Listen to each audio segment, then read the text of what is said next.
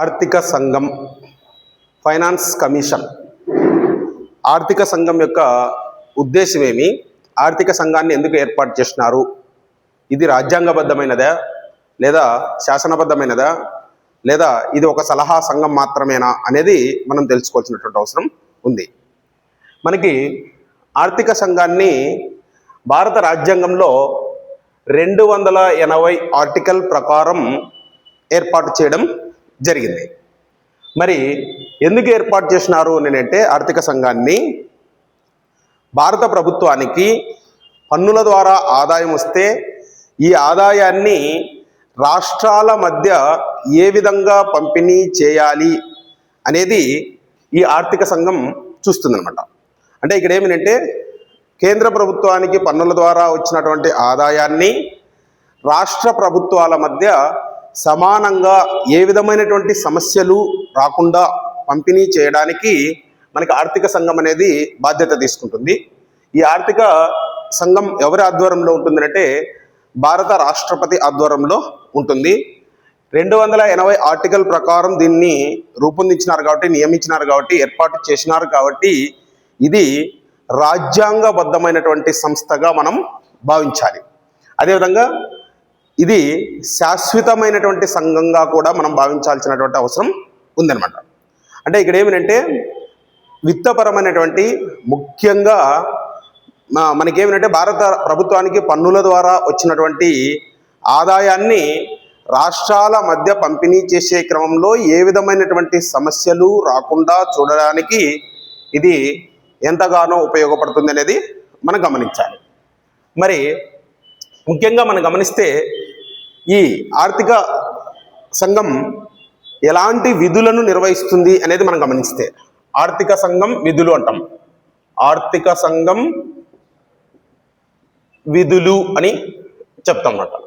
మరి ఆర్థిక సంఘం విధులు అన్నప్పుడు మనకి ముఖ్యంగా ఎలాంటి విధులను నిర్వహిస్తుంది అనేది గమనిస్తే ఇక్కడ అతి ముఖ్యంగా మనకి భారత ప్రభుత్వానికి పన్నుల ద్వారా ఎంత ఆదాయం వస్తున్నది అనేది నిర్ణయిస్తుంది. మరి ఈ ఆదాయం కూడా ఏ ఆదాయం అని అంటే పన్నుల ద్వారా వచ్చే ఆదాయం నికర ఆదాయం. మరి నికర ఆదాయాన్ని నిర్ణయించిన తర్వాత ఈ నిర్ణయించబడినటువంటి ఆదాయం వివిధ రాష్ట్రాల మధ్య ఏ విధంగా పంపిణీ చేయాలి అనేది ఆర్థిక సంఘం చూసుకుంటుంది అన్నమాట. సో ఇది ముఖ్యమైనటువంటి విధిగా చెప్తాం. అంటే భారత ప్రభుత్వానికి పన్నుల ద్వారా వచ్చినటువంటి నికర ఆదాయాన్ని నిర్ణయిస్తారు. ఫస్ట్ నిర్ణయించబడినటువంటి ఆదాయాన్ని రాష్ట్రాల మధ్య ప్రాతిపదిక సూత్రాలను అనుసరించి పంపిణీ చేయడం జరుగుతుంది అన్నమాట. అంటే ముఖ్యంగా ఏమంటే ప్రాతిపదిక సూత్రాలు అంటాం. ప్రాతిపదిక సూత్రాలు అని చెప్తున్నాం. అంటే కేంద్ర ప్రభుత్వానికి పన్నుల ద్వారా వచ్చినటువంటి ఆదాయాన్ని రాష్ట్రాల మధ్య ఎలా అంటే అలా పంచడానికి అవకాశం ఉండదు. మరి ఎలా అంటే అలా పంచడానికి అవకాశం ఉండదు కాబట్టి దేనిని ఆధారంగా చేసుకుంటుందంటే ప్రాతిపదిక సూత్రాలను ఆధారంగా చేసుకొని అని చెప్తామన్నమాట. మనకి ఉదాహరణకు ప్రాతిపదిక సూత్రాలను ఆధారంగా చేసుకొని ఏ విధంగా పంపిణీ చేస్తుందంటే జనాభాను ఆధారంగా చేసుకొని అని చెప్తామన్నమాట. 2011 జనాభా లెక్కల ఆధారంగా అని దాని అర్థం అన్నమాట. అంటే కొన్ని అంశాలను తీసుకుంటుంది. అంశాలు అంటాం వీటిని. అదేవిధంగా వెయిటేజీ, భారితం అంటాం. భారితం, వెయిటేజీ అంటాం అన్నమాట. వెయిటేజీ ఒక 15% వెయిటేజ్ అనేది పాపులేషన్కి ఇవ్వడం జరుగుతుంది అన్నమాట. అదేవిధంగా మనకి ఇంకా ఏ అంశాలకు ప్రాధాన్యత ఇస్తుందంటే భౌగోళిక విస్తీర్ణం అంటాం. భౌగోళిక విస్తీర్ణం అంటామంట. ఏరియాకి ఒక 15% వెయిటేజ్ ఇవ్వడం జరుగుతుంది. తర్వాత మనకి ఏ అంశానికి ప్రాధాన్యత ఇస్తుందంటే అడవులు మరియు పర్యావరణం అంటున్నాం. ఫారెస్ట్ అండ్ ఎన్విరాన్మెంట్కి వచ్చేసి మనకి 10% వెయిటేజ్ ఇవ్వడం జరుగుతుంది అన్నమాట. అదేవిధంగా ఆదాయం అంటాం, ఇన్కమ్. వీటిని ఏమంటామంటే ఆర్థిక అంశాలు అంటాం. ఆర్థిక అంశాలు అని చెప్తాం. ఆర్థిక అంశాలకు సంబంధించి ఒక 45% వెయిటేజీ ఇవ్వడం జరుగుతుంది. అదేవిధంగా మనకి ట్యాక్స్ ఎఫర్ట్ అంటాం. ట్యాక్స్ ఎఫర్ట్ అంటే పన్ను విధానాలు అనేది అని అర్థం అనమాట. పన్ను విధానాలు అంటాం. పన్ను విధానాలకు సంబంధించి 2.5% వరకు మనకి ఇస్తుంది. తర్వాత వచ్చేసి డెమోగ్రాఫిక్ డివిడెండ్ అంటారు. డెమోగ్రాఫిక్ డివిడెండ్ అనే కంటే పర్ఫార్మెన్స్ అంటే బాగుంటుంది. డెమోగ్రాఫిక్ పర్ఫార్మెన్స్, డెమోగ్రాఫిక్ పర్ఫార్మెన్స్కి వచ్చేసి 12.5% అనమాట. 12.5%. సో ఈ రెండు కలిపితే 15%, 45%, 10%, 15%, 15%. మొత్తం తీసుకుంటే టోటల్ 100% వస్తుంది అనమాట. Very very important. మన కాంపిటేటివ్ ఎగ్జామ్స్కి ప్రిపేర్ అయ్యేటప్పుడు ఆర్థిక సంఘం అంటే కేవలం ఆర్థిక సమస్యలు రాష్ట్రాల మధ్య కేంద్రానికి రాకుండా చూడడం అనేది అందరికీ తెలిసినటువంటి విషయమే. మరి కేంద్ర ప్రభుత్వానికి వచ్చినటువంటి నికర పన్ను ఆదాయాన్ని దేశంలోని వివిధ రాష్ట్రాల మధ్య పంపిణీ చేసే క్రమంలో ఎలాంటి సమస్యలు రాకూడదు అని అంటే ఖచ్చితంగా కొన్ని ప్రాతిపదిక సూత్రాలను అనుసరించాల్సినటువంటి అవసరం ఎంతో ఉంది. అంటే కొన్ని ఇంపార్టెంట్ ప్రిన్సిపల్స్ అనేది ఫాలో అవుతుంది అని చెప్తున్నాం. వాటిని మనం అంశాల వారీగా చూస్తే ఏమేమి ఉన్నాయి అనేది మనం గమనిస్తే మనకి పాపులేషన్కి ఇంపార్టెంట్ ఇచ్చినారు, 15% వెయిటేజ్. అదేవిధంగా ఏరియా, భౌగోళిక విస్తీర్ణానికి సంబంధించి ఒక 15% అనేది వెయిటేజ్ ఇవ్వడం జరిగింది. అడవులు, పర్యావరణానికి సంబంధించి ఒక 10%, ఇన్కమ్కి అంటే ఆర్థిక అంశాలు, ఎకనామిక్ డిసిప్లైన్ అంటారు దీన్ని, ఇలాంటి దానికి సంబంధించి అంటే ఆ అంశానికి సంబంధించి 45% వెయిటేజ్ ఇచ్చినారు.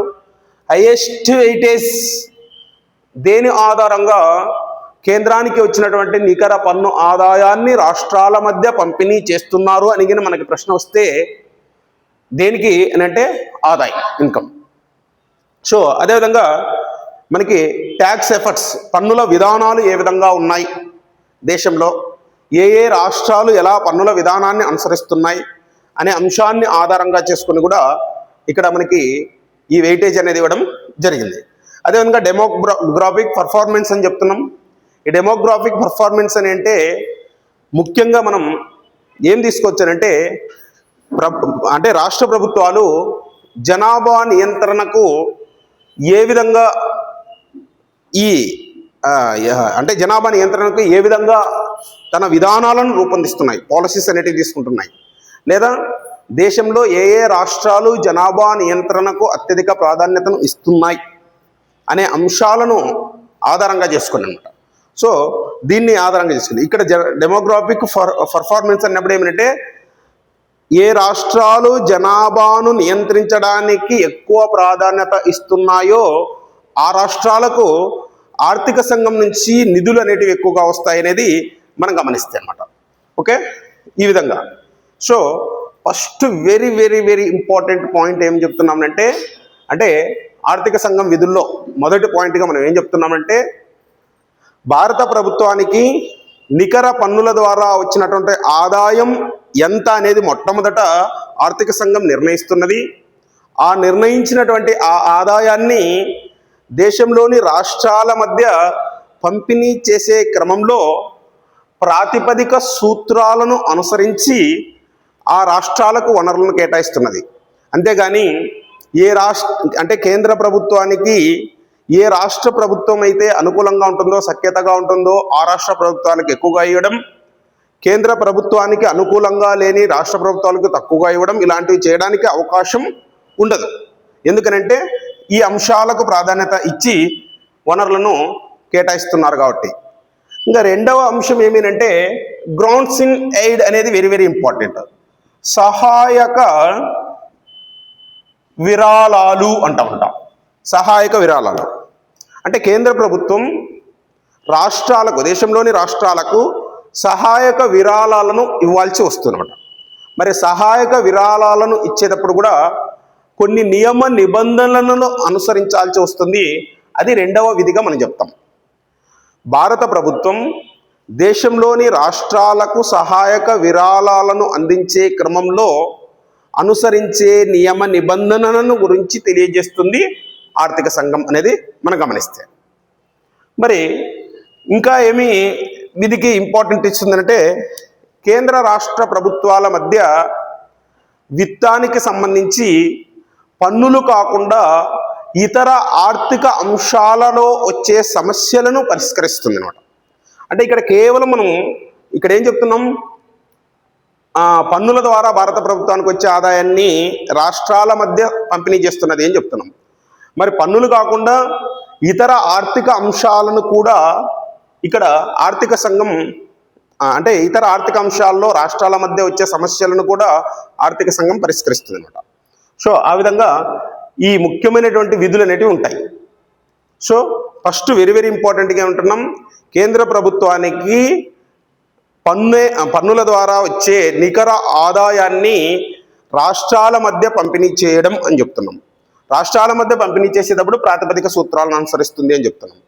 అదేవిధంగా రెండవ విధి ఏమి అంటే, ఆర్థిక సంఘాన్ని ముఖ్యంగా మనకేమినంటే గ్రౌండ్స్ ఇన్ ఎయిడ్ అనేటివి ఉంటాయి, సహాయక విరాళాలు అనేటివి ఉంటాయి అన్నమాట.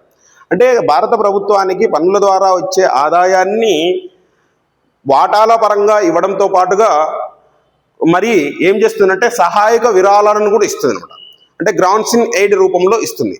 వీటిని రాష్ట్ర ప్రభుత్వాలు భవిష్యత్తులో తిరిగి చెల్లించాల్సినటువంటి అవసరం ఉండదు కేంద్ర ప్రభుత్వానికి.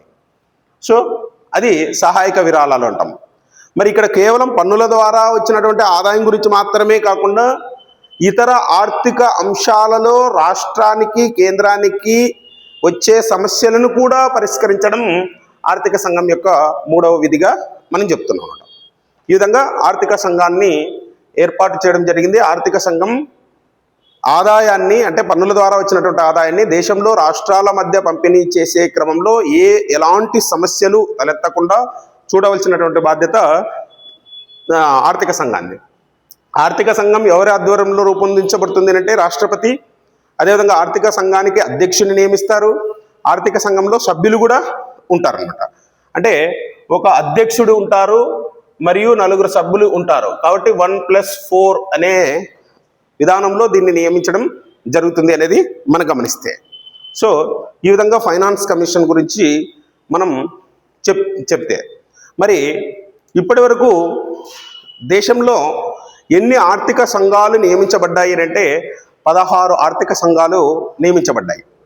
మరి ఎన్ని ఆర్థిక సంఘాలు పూర్తి చేసుకోబడ్డాయి అనేది మనం గమనిస్తే 15 ఆర్థిక సంఘాలు పూర్తి చేసుకోబడ్డాయి.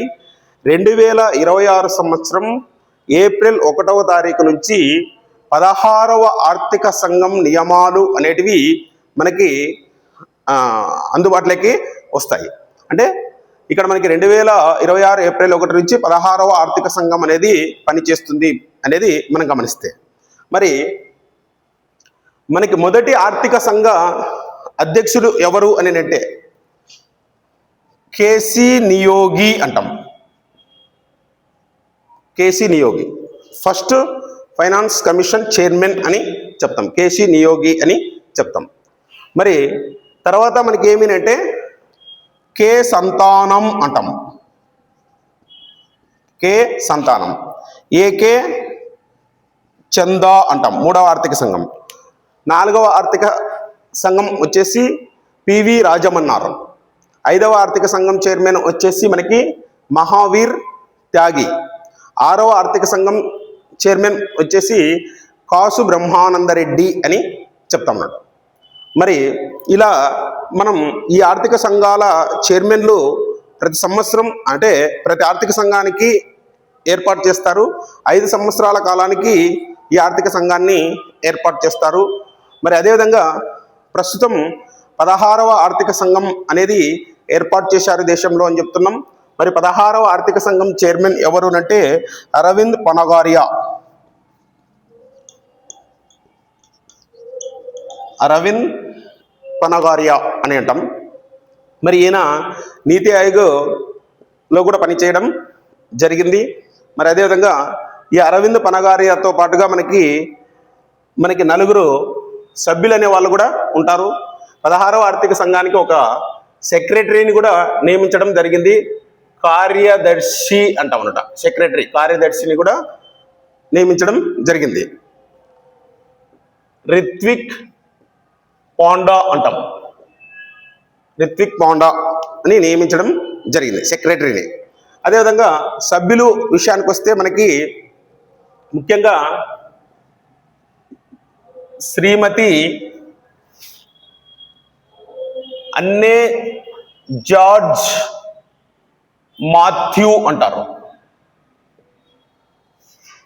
శ్రీమతి అన్నే జార్జ్ మాథ్యూ అంటారు. అదేవిధంగా డాక్టర్ మనోజ్ పాండా, వీళ్ళిద్దరూ ఫుల్ టైం మెంబర్స్ అని చెప్తారు వీళ్ళిద్దరిని. ఇంకా ఇద్దరు వచ్చేసి పార్ట్ టైం మెంబర్స్ అంటారు. ఒకరు వచ్చేసి టి రవిశంకర్ అంటాం, టి రవిశంకర్. తర్వాత వచ్చేసి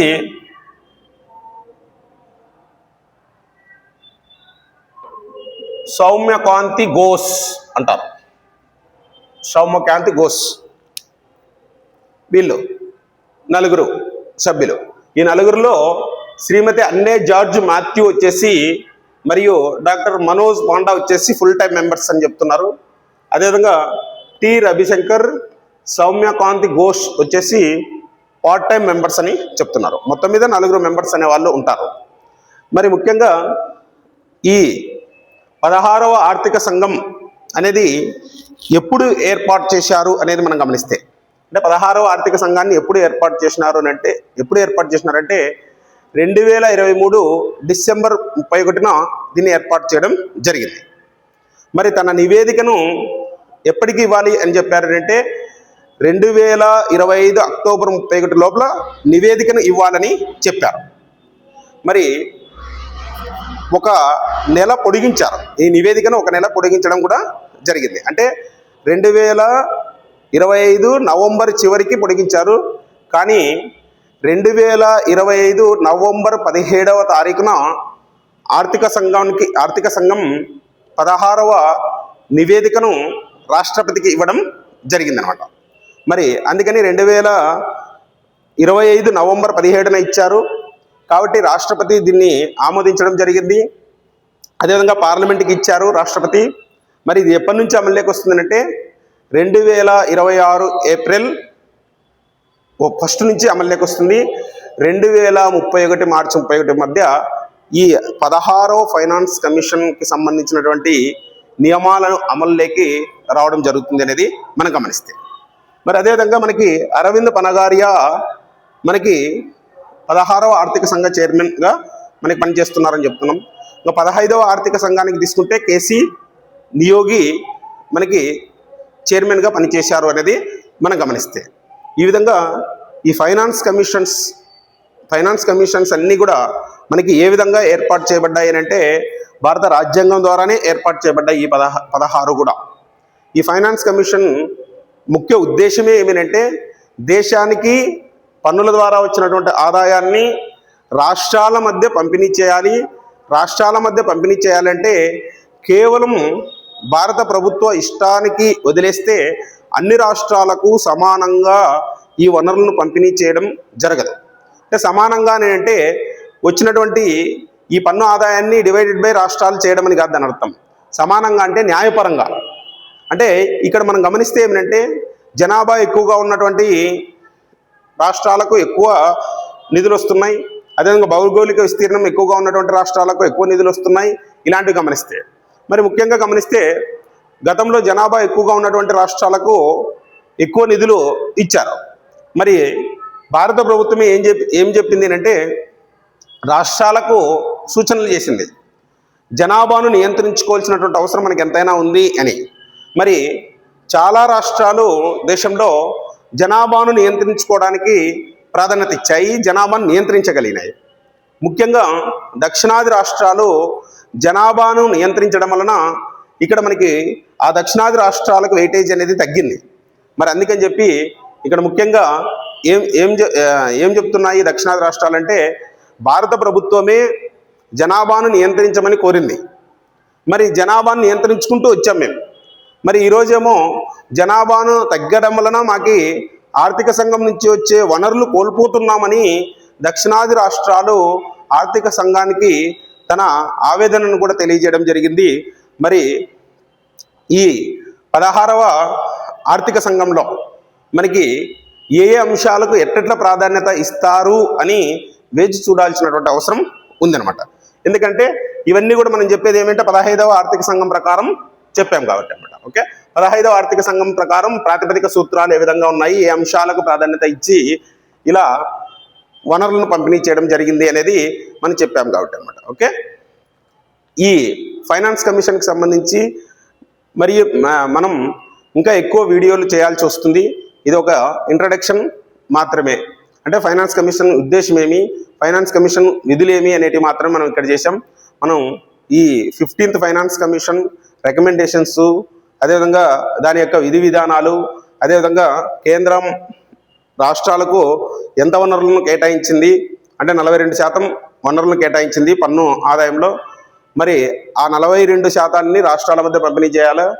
అదేవిధంగా ఆ 42%లో 1% ఈ మధ్య కాలంలో ఏర్పడినటువంటి కేంద్రపాలిత ప్రాంతమైనటువంటి జమ్మూ కాశ్మీర్కి తీసేస్తే 41% వనరులు అనేది లేదా వాటా అనేది రాష్ట్రాల మధ్య పంపిణీ చేయడం జరుగుతుంది.